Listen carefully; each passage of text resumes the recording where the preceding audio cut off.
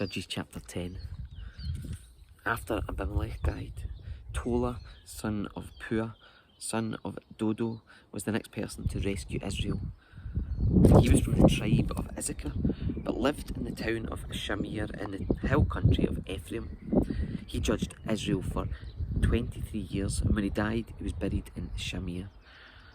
After Tola died, Jair from Gilead judged Israel for 22 years.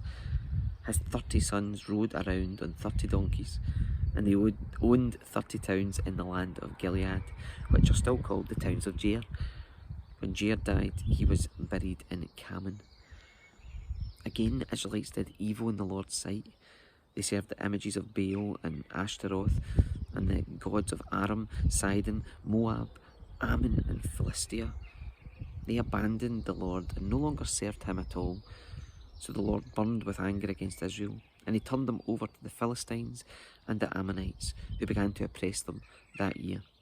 For 18 years they oppressed all the Israelites east of the Jordan River in the land of the Amorites, that is, in Gilead. The Ammonites also crossed to the west side of the Jordan and attacked Judah, Benjamin, and Ephraim. The Israelites were in great distress. Finally, they cried out to the Lord for help, saying, "We have sinned against you, because we've abandoned you as our God and have served the images of Baal." The Lord replied, Did I not rescue you from the Egyptians, the Amorites, the Ammonites, the Philistines, the Sidonians, the Amalekites, and the Maonites? When they oppressed you, you cried out to me for help, and I rescued you. Yet you've abandoned me and served other gods, so I will not rescue you anymore. Go and cry out to the gods you have chosen. Let them rescue you in your hour of distress. But the Israelites pleaded with the Lord and said, "We have sinned. Punish us as you see fit. Only rescue us today from our enemies." Then the Israelites put aside their foreign gods and served the Lord, and he was grieved by their misery.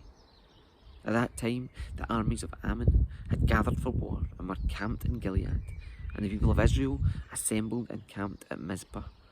The leaders of Gilead said to each other, "Whoever attacks the Ammonites first will become ruler over all the people of Gilead."